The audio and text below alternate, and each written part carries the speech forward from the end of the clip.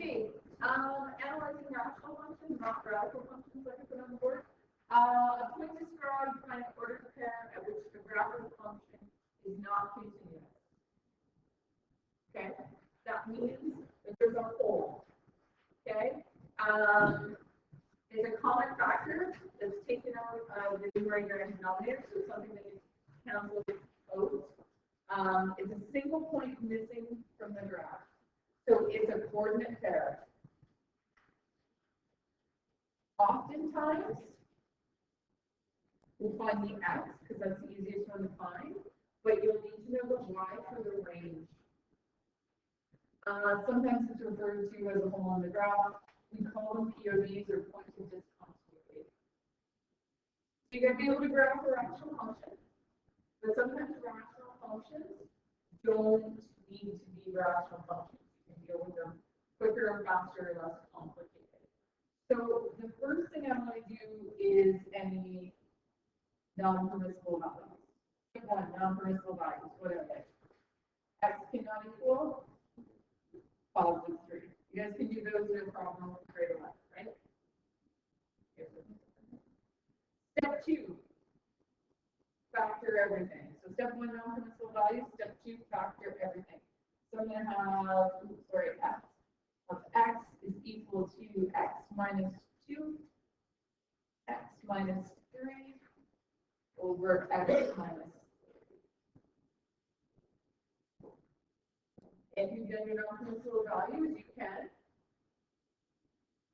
cancel them out.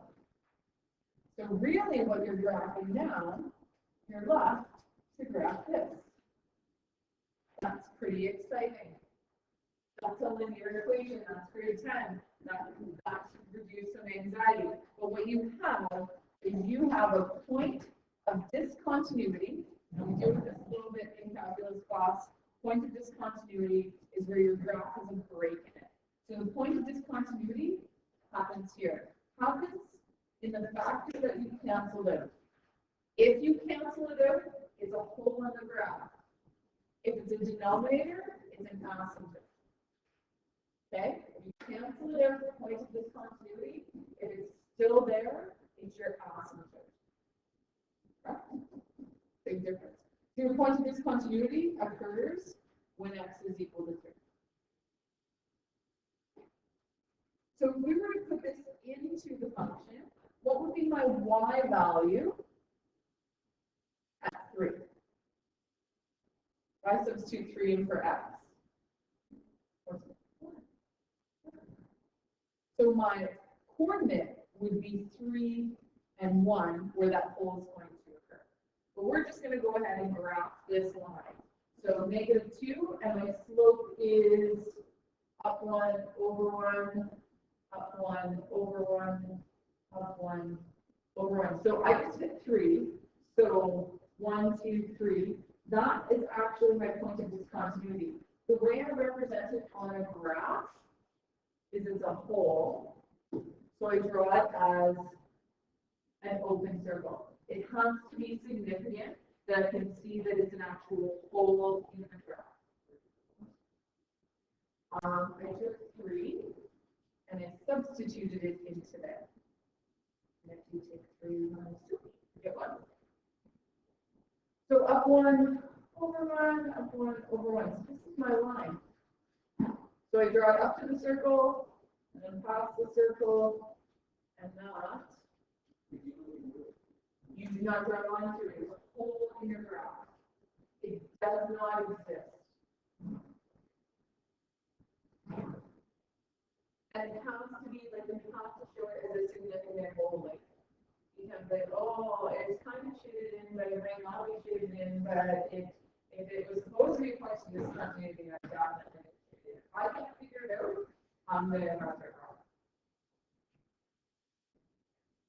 So easy peasy, you cancel it out, point of discontinuity. So again, what are my non-permissible values? X cannot equal positive 1. Step 2. So step 1 is my non-permissible values. Step 2 is factor everything.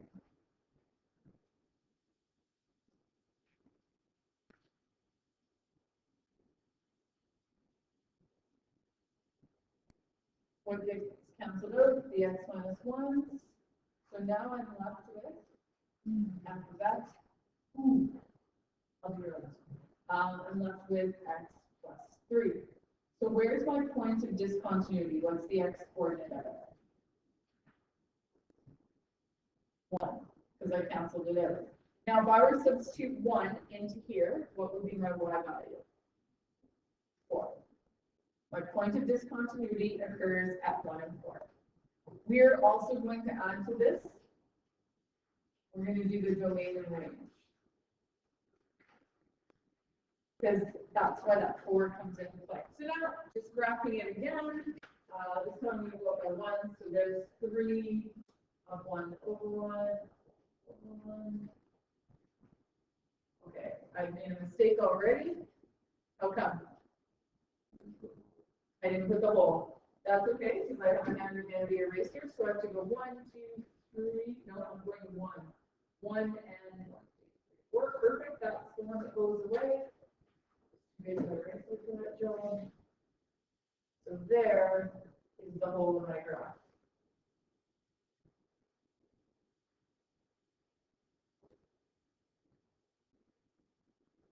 Easy. You bring it out first? Okay, so let's talk about domain and range. So the domain of this graph, normally of a linear graph, what's the regular domain? Perfect. Negative infinity to positive infinity. But there's a problem. What doesn't exist? 1. So we can make an exclusion statement. We can say negative infinity to positive infinity, where x cannot equal 1. And then what about the range? What would be the range of this graph?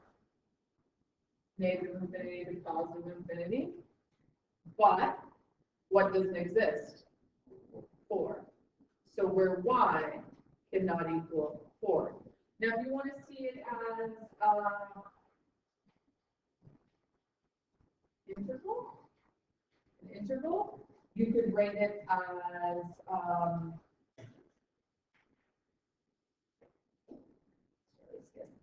doing the domain.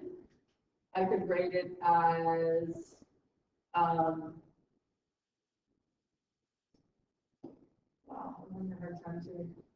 I want to write it as a unison statement. You could write it as negative infinity to 1 round bracket, because it's not included, in unison with round bracket 1 to positive infinity. You could write it like that. Domain, same thing with the 4. It doesn't really matter. You can do an exclusion statement, or you can do kind of unison statement. It really doesn't matter. But these would have to be round brackets because it does not include that. All right. Compare the graphs of these two functions and explain any differences. Do I graph them, or do you want to just get ready to graph? I'm sure you're all super excited. So on the top, I'm going to have, if I factor it, after that, I'm going to take out an x and be left with x minus 2. And then if I take out a negative 2, I'm going to be left with x.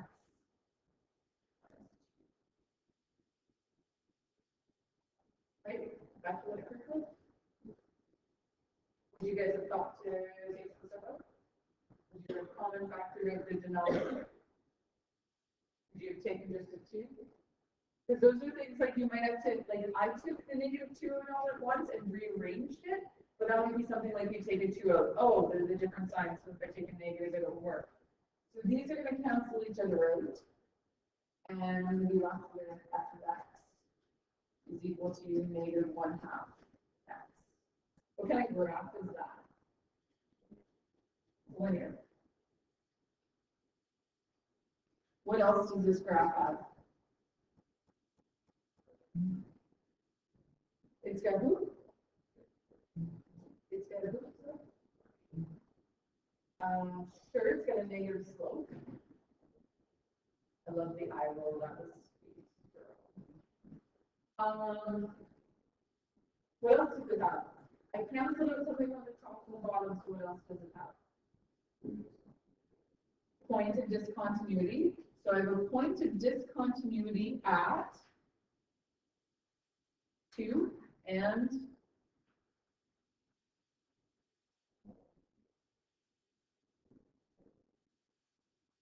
-1.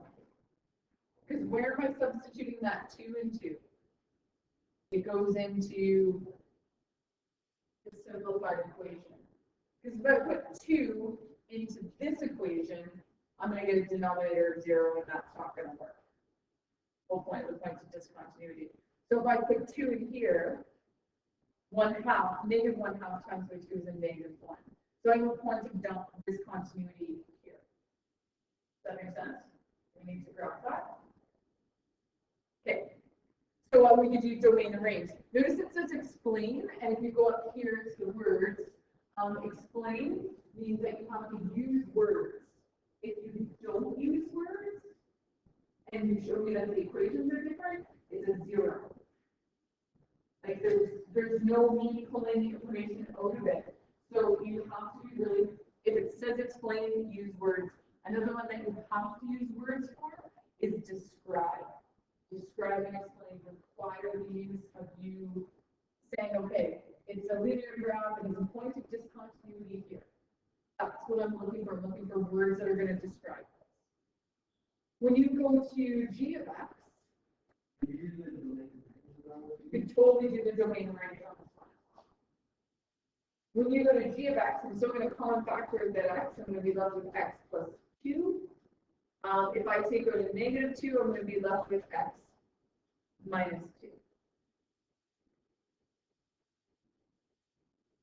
So, is this a linear graph?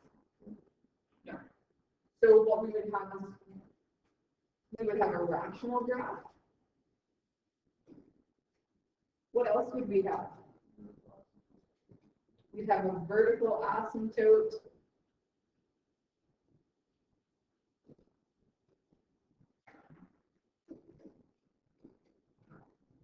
So here we had a point of discontinuity at 2 and -1. In this graph, we would have a vertical asymptote at x equals -2. What else do we have? Do we have a horizontal asymptote? Look at your rules, your degree rules. I have a degree of 2 on the top and a degree of 1 on the bottom. No vertical asymptote or horizontal asymptote.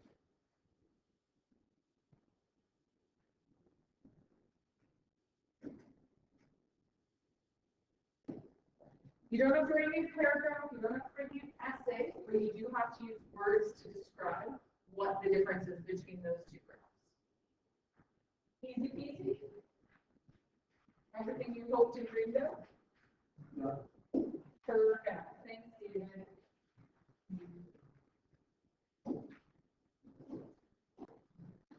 All right, so this is a matching question. We got functions, a of x, b of x, c of x, and we have graphs 1, 2, and 3.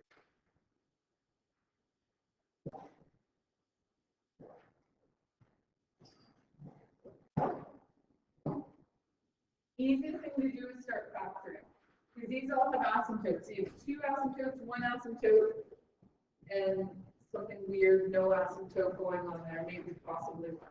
But we'll talk about that. So if I factor this, this is going to be x plus 2 over x plus 2, x minus 2. Do you guys recognize that as the difference of squares? Have this conversation in my calc class, or maybe with you guys, I can't remember. These are the hardest things for people to see, but the easiest things to factor. So what's happening here? Where does that mean I have a hole? Where's my hole? X equals -2.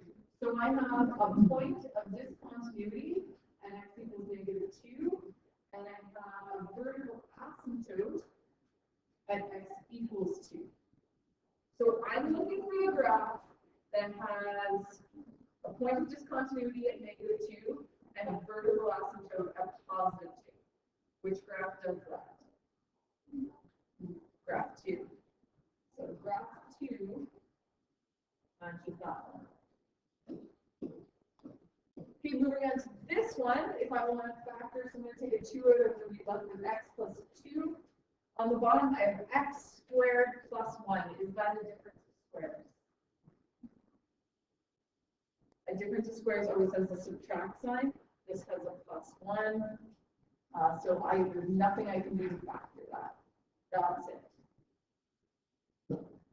So this means I'm going to have an asymptote where? If you were to find my non-permissible values, what would that be?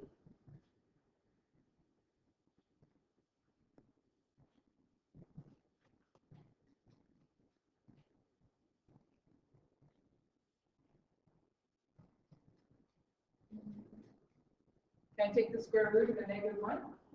No. So am I going to have any vertical asymptotes?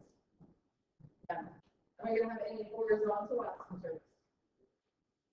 Where's my horizontal asymptote?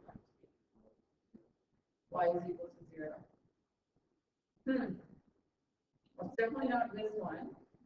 And this one doesn't have, this one crosses the y equals 0. So there might be a problem there. I think it has a problem to do with limits. But because it has no vertical asymptotes, this one goes to graph 3. So last one, nothing to factor on the top. The bottom's the difference of squares. You know you will break a math teacher's heart if you take a binomial and cross it with a monomial. I'm not sure what that will die somewhere. Hopefully they won't be me, but might. So I'm going to have 2 vertical asymptotes when it's positive 2, when it's negative 2. So this one belongs to this graph. You don't have to spend your time actually graphing the graph when you're doing a math question. You just need to find key points.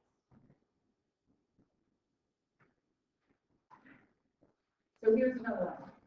I'm going to pause. You guys are going to take 3 minutes. All right, let's finish up this real quick.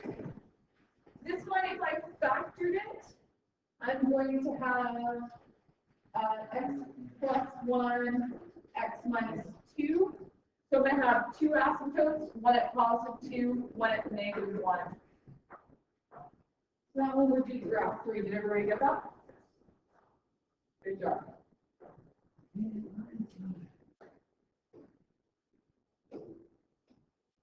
Okay, so this one, difference of squares. So I'm going to have x minus 1 over x minus 1, x plus 1. Those will cancel each other out. Leaving you still with a rational graph. You'll have a whole at positive 1, and you'll have an asymptote at negative 1. There's my asymptote at negative 1, and my whole at positive 1. So Lx matches with graph 1.